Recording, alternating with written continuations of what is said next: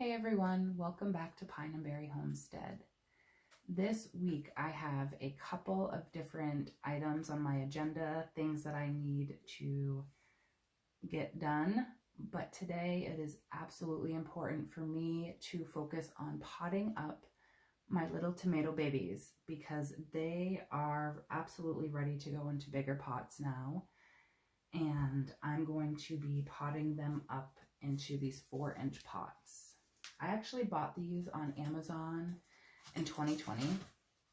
They were a decent price, I would say, affordable for me, and they're a little flimsy, but I've used them for 3 years in a row. This will be the 3rd year, so I would say it was worth the money that I spent on them, which wasn't too bad at all.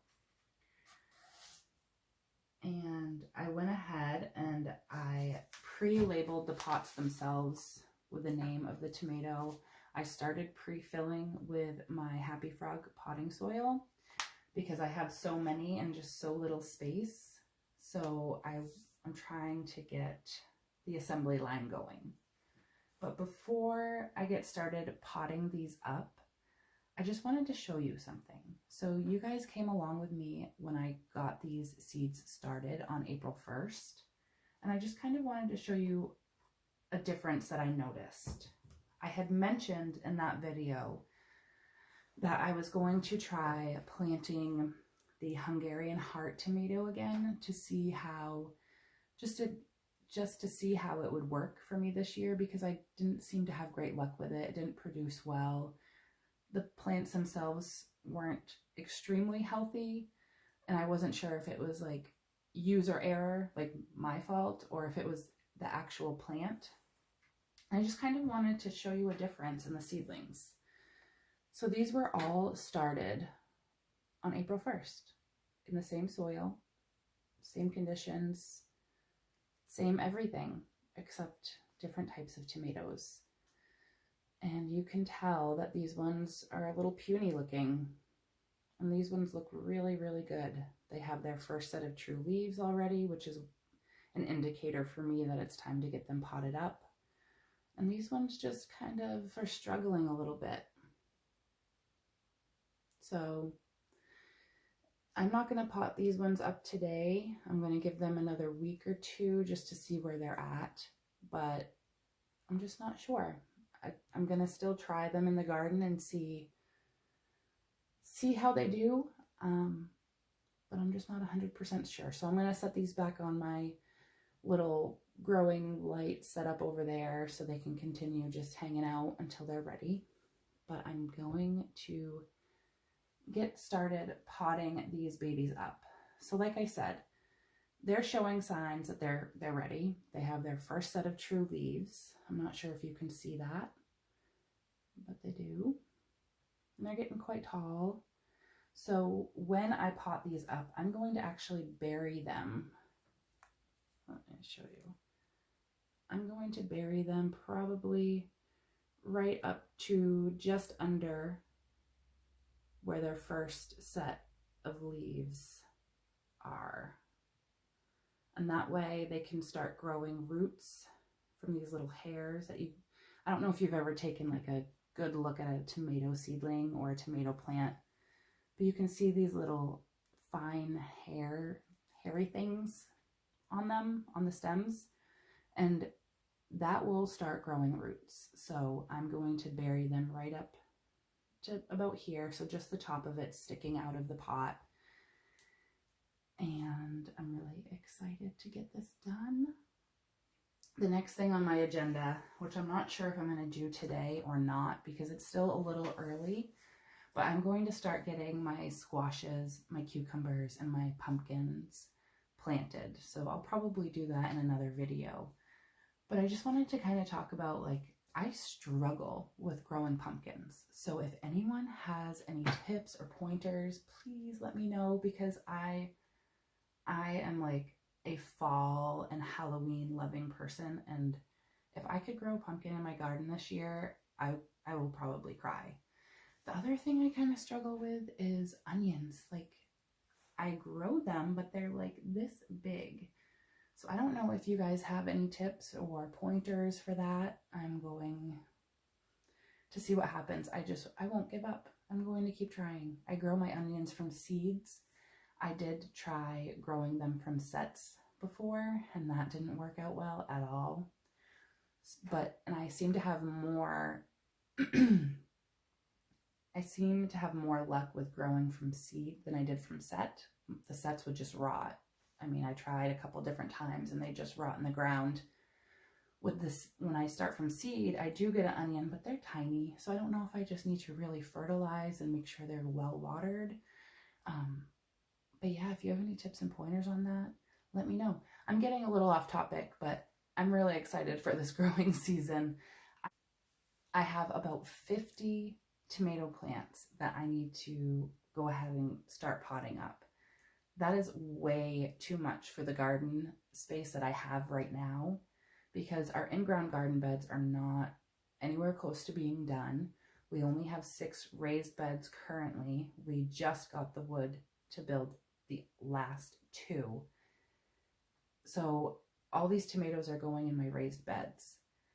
Eventually I'm going to have like a tomato alley down one whole side of my garden, but that's in about a year or 2.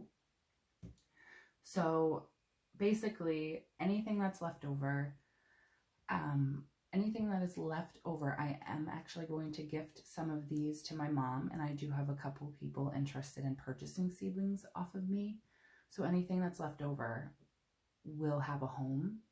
It's just, I started too many, so I might run out of space on my growing setup over there. Although my brassicas, my cabbage, cauliflower, broccoli, kale, my onions, and my celery are all going to be going in the ground later this week. So that shouldn't free up some room, but this is the struggle. So, I mean, I don't have a ton of space in my office area. I use this office area for work, like my actual full-time job. And I also use it as my growing room. And I only have 1 shelving unit. And it's starting to get full. And I do this to myself every single year. And I think I need to invest in a second shelving unit just to make sure I have enough room for everything that I want to grow.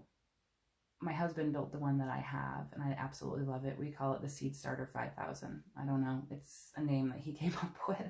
I love it.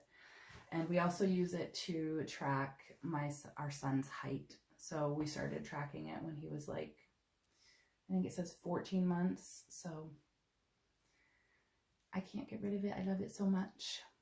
And I will use it forever as long as it does its job. But I wanted to go ahead and get started. I just wanted to show you how simple this actually is. So these are the Costoluto Genovese. Not sure if I'm saying that right. And what I do, I don't know if you're going to be able to see this. I basically just turn the pot over in my hand very carefully and just kind of squeeze it. Here, let me show you.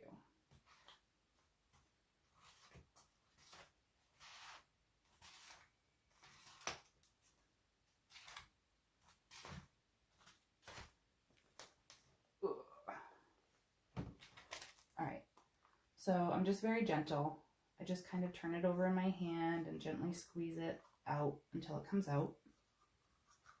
And as you can see, we have some really great root systems starting to grow. Looks really, really good. So I'll just carefully separate these. They're pretty tough. Tomatoes are pretty tough. They can take quite a bit. I'll just separate them carefully. And we come out with something looking a little bit like this. And then I will grab my pot that I already pre-labeled. I'll just kind of make a hole with my finger. And then I just shove it in. And then I tamp it down. And now it looks like this. And I'm going to go ahead and get the rest of these potted up. I have to do like an assembly line because I don't have a ton of space on my desk. So I'm going to get these ones done, and then I'm just going to start filling up these pots and continuing the process.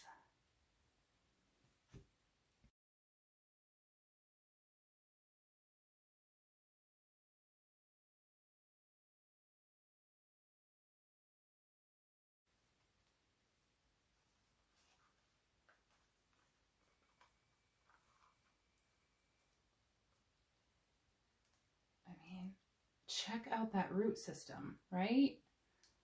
That looks amazing. These look so good. I'm really, really excited to grow my own tomatoes this year because last year was just really tough for me. I just could not keep up with the garden. I could not keep up with the weeds. I didn't want to be out there. It was so hot last summer. It was kind of unbearable for me. I'm not like a heat loving person, just not my thing. And so my garden did get neglected.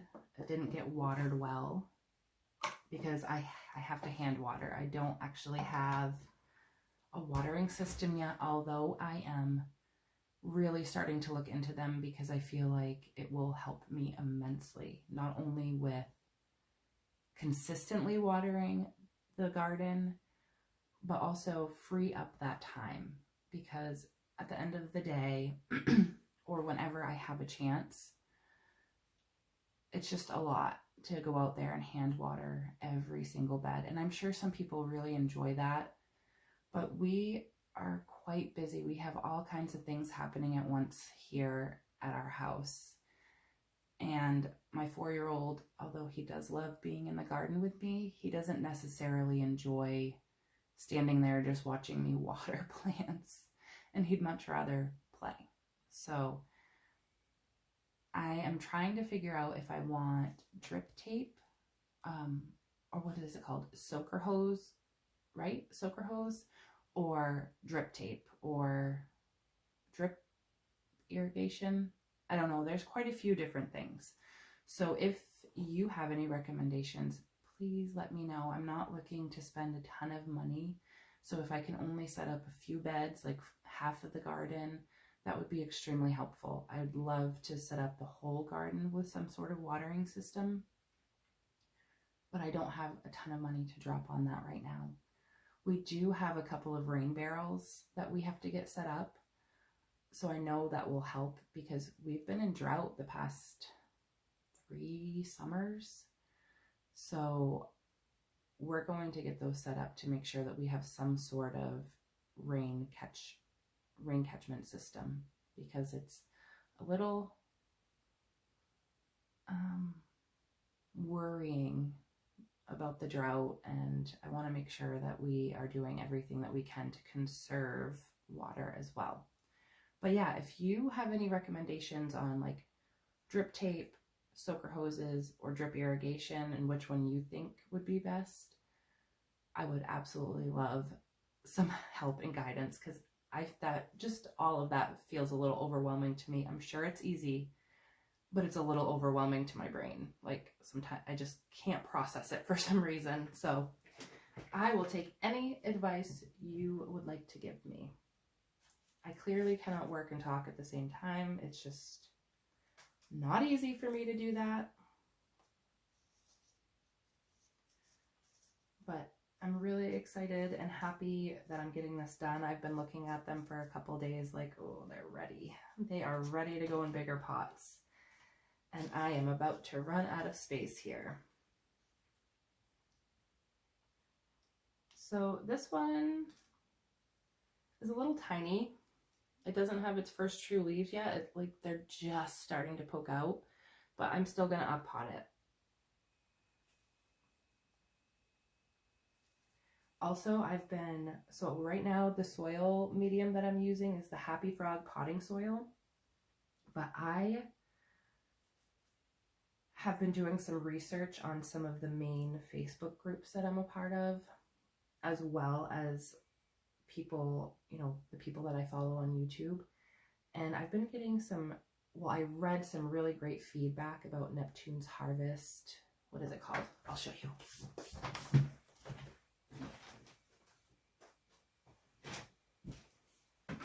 Whoa. The Neptune's Harvest fish and seaweed fertilizer. I actually started using these on my cabbages and kales and celery, and the plants look incredible, like really, really good. This is really great stuff. I have actually been like seeing people talk about it for a couple years and just kind of like never really looked into it or thought about purchasing it up until now, where I'm like, and I'm very, very pleased with the results of this stuff. I think I paid like maybe $25 or $28 for this quart, and it's going to last me a long time. You don't have to use a lot. A little goes a long way. This is probably going to last me like 2 or 3 years, I would say. Maybe 3 years is pushing it, but definitely 2. So actually, yeah, probably 3. Yeah, I'd say 3. All right, I need to focus. So I'm just going to keep going. I'm going to keep plugging away, and I will show you what my seed starting setup looks like after these are done and put back on there. I'm a little nervous, but let's just keep going, plugging away. All right, check it out. All the tomatoes have been potted up. So you might notice that some of them, like right after you pot up your tomatoes, they might look a little sad, like this one and this one back here. But please don't be alarmed. Like this one looks sad. But don't be alarmed. There's no reason for concern. They might look a little sad for a few days, but then they'll perk right up and start growing vigorously and huge very quickly. I wanted to give you just like a quick view of my seed starting setup here. I can't really show you the bottom, but over there we've charted my son's height every year that he's grown. And so this top shelf looks a little warped and like it's caving in and going to collapse. But it's been warped. When my husband picked it up from his work, where he used to work a long time ago, it was warped to begin with, and I've grown on this seed starting unit for 3 years, and I have had absolutely no issues. But over here I have like a bunch of flowers and some eucalyptus that I'm trying to see if it will grow well here. I also have some medicinal herbs. I had to put some tomatoes on this shelf. These are all of my peppers. And I actually wanted to show you this. Probably, I don't even know, a few weeks ago maybe, my son was eating a kiwi and a seed fell on his belly while he was eating. And he noticed it and he was like, "Look, Mama, a seed. Let's go plant it." So we did. And it is actually coming up. Like, oh my goodness. I have no idea if we can grow kiwi here in Maine, but he was just super excited to see what would happen. So we're gonna go with it. I didn't expect it to sprout, but there it is. And also, this bottom shelf is typically where like all my brassicas, all my cabbage, broccoli, kale, etc. sit. But the tomatoes are going to take that spot. I might have to make room for them on this top shelf for a few nights before I get them in the ground. Because they're cool weather crops, they are able to go out sooner rather than later. They can withstand, you know, a light frost. I'm keeping an eye on the weather though to make sure before I do plant them out. But yeah, awesome. Super happy. I will post an update on these maybe in another week or two just to show you what they look like and how much they've grown. But I am super happy that you decided to hang out with me today, and I hope you have a good one.